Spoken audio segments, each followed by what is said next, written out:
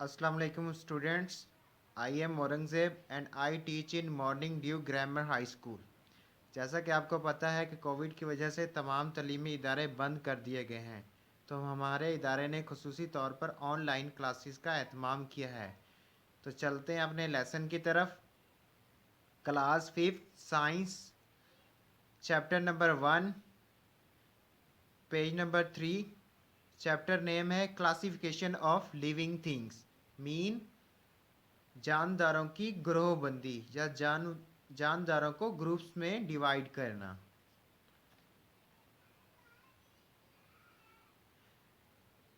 Classification means, classification का मतलब है टू सेपरेट, तकसीम करना, डिफरेंट लिविंग थिंग्स, मुख्तलिफ जानदारों को, और ऑब्जेक्ट्स या ऑब्जेक्ट्स को on the basis of similarities, एक जैसी खसूसियात की वजह से, एंड डिफरेंसेस या मुख्तलिफ खसूसियात की वजह से, प्रेजेंट इन दैम, जो इनमें मौजूद होती हैं।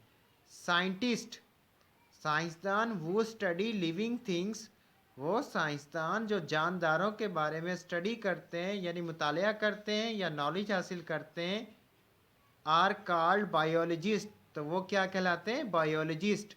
ऐसे साइंटिस्ट जो जानदारों के बारे में स्टडी करते हैं उनको हम लोग क्या कहते हैं? Biologist. Biologist have divided living thing into 5 major groups. Biologist ने जानदारों को 5 अहम ग्रुप्स में तकसीम किया है। आर कॉल्ड किंगडम्स, जो कि क्या कहलाते हैं? किंगडम्स कहलाते हैं। दीज आर, वो ये हैं, bacterias, bacteria. These are bacteria, वो बैक्टीरिया हैं। एल्जी, एल्जी हैं। फंगी, फंगी हैं। एनिमल्स, एनिमल्स मतलब के जानवर। एंड प्लांट्स, और पौधे हैं। अब सबसे पहले हमें ये पता होना चाहिए कि साइंटिस्ट ऐसा क्यों करते हैं, उन्होंने ग्रुप्स में क्यों डिवाइड किया। उन्होंने ग्रुप्स में इसलिए डिवाइड किया ताकि वो जानदारों को आसानी से स्टडी कर सकें। जैसा कि आपके, अगर आपका एक स्कूल है, उसमें एक क्लास है जो होगी 6 क्लास होगी फ़र्ज़ किया, उसमें हम लोग क्या करेंगे, अगर बच्चों की तादाद ज़्यादा है तो हम उनको ग्रुप्स में डिवाइड कर देंगे। तो 6 क्लास के अगर 30 स्टूडेंट्स हैं तो हम 10-10 का एक सेक्शन बना लेते हैं। तो फर्स्ट में 10 होंगे, सेकंड में 10 होंगे, और थर्ड में 10 होंगे। अब फर्स्ट का नाम हम ए रख देते हैं, सेकंड का बी, और थर्ड का सी। तो अब हम आसानी से किसी के बारे में बता सकेंगे कौन सा बच्चा कौन सी क्लास में पढ़ता है। अब अगर कोई पूछे कि ऐसन एक स्टूडेंट है, उससे मिलना है, हमें पता होगा कि 6 क्लास, अगर हमें सिर्फ ये पता हो 6 क्लास, तो हमें नहीं पता चलेगा कि वो कौन से सेक्शन में पढ़ता है।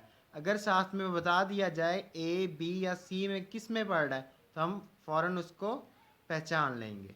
इसी तरह इन्होंने स्टडीज़ में आसानी पैदा करने के लिए ऐसा किया। अब फर्स्ट क्या है? बैक्टीरिया। बैक्टीरिया क्या होता है? The The word bacteria, loves bacteria is plural form, ये प्लूरल फॉर्म है ऑफ बैक्टीरियम, बैक्टीरियम की।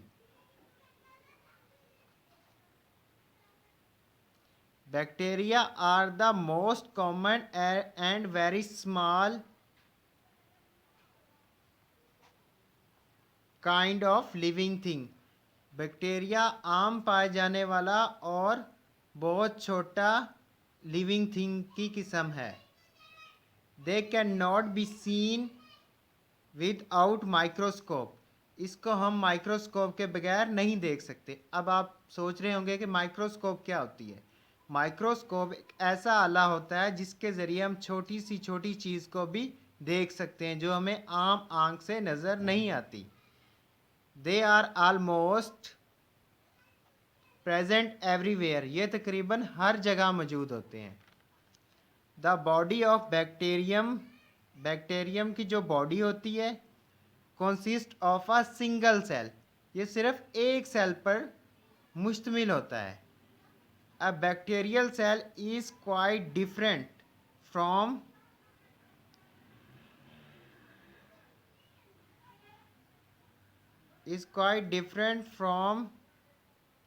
The cell of other living organisms. बाकी जानदारों के सेल से बैक्टीरिया का सेल मुख्तलिफ होता है। It is covered by a thick cell, ये थिक गहरे सेल से कवर्ड किया गया होता है। Many bacterias have a thick capsule around their wall, इनकी वॉल के गिर्द एक गाढ़ा कैप्सूल होता है। There is a cell membrane beneath cell wall, cell wall के नीचे एक सेल मेम्ब्रेन होती है। देयर इज नो न्यूक्लियस, इसके अंदर न्यूक्लियस नहीं होता। इन अ बैक्टीरियल सेल के अंदर न्यूक्लियस नहीं होता। इन बैक्टीरिया में the activities are controlled by a thread like chromosome, जितनी भी सरगर्मियाँ होती हैं बैक्टीरिया के अंदर वो एक धागे की शक्ल नुमा का होता है क्रोमोसोम, जिसके ज़रिए ये कंट्रोल की जाती हैं।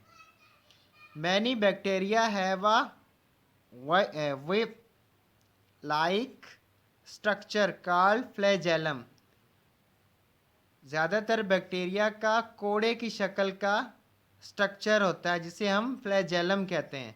अब आप सोच रहे होंगे कि कोड़ा क्या होता है। कोड़ा एक ऐसी चीज़ होती है जिसके साथ हैंडल लगा होता है और उस हैंडल के आगे लेदर की स्ट्रिप लगी होती है, जो घोड़े वगैरह को या किसी जानदार को सजा देने के लिए इस्तेमाल किया जाता था। इट हेल्प, ये मदद देता है बैक्टीरिया टू मूव, बैक्टीरिया को मूव करने में, हरकत करने में। दे अकर इन वेरियस शेप, ये मुख्तलिफ शक्लों में पाए जाते हैं। सच एज राउंड, गोल शक्ल में, इलोंगेट और स्पाइरल, लंबूतरी शक्ल में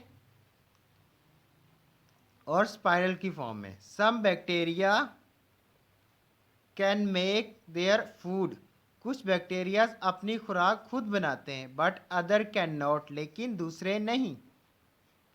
most bacteria get their food by two ways, ज़्यादातर बैक्टीरिया दो तरह से खुराक हासिल करते हैं। Many bacterias make relation with other, ज़्यादातर बैक्टीरिया दूसरों से रिश्ता बनाते हैं। अदर ऑर्गेनिज्म, दूसरे जानदारों से रिश्ता बनाते हैं टू गेट फूड, खुराक हासिल करने के लिए।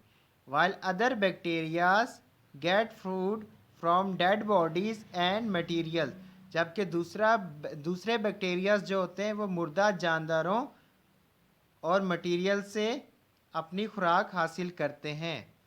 मैनी बैक्टीरिया आर हार्मलेस, ज़्यादातर बैक्टीरियाज खतरनाक नहीं होते। Many bacteria live in our bodies, ज़्यादातर बैक्टीरियाज हमारे जिस्म में रहते हैं। एंड आर वेरी बेनिफिशियल, और बहुत फ़ायदेमंद होते हैं। दे हेल्प, ये मदद देते हैं। टू मेक विटामिन सी, ये विटामिन सी बनाने में मदद देते हैं। चीज़ बनाने में, एंड योगर्ट, और दही बनाने में। सम बैक्टीरियाज कॉज डिजीज़, कुछ बैक्टीरिया की वजह से हमें बीमारियां भी होती हैं। सच एज, जैसा कि ट्यूबरकुलोसिस, जिसे हम टीबी भी कहते हैं और तपदिक भी कहते हैं, एंड डायरिया ईटीसी, और डायरिया वगैरह। अब ये समझ लेते हैं,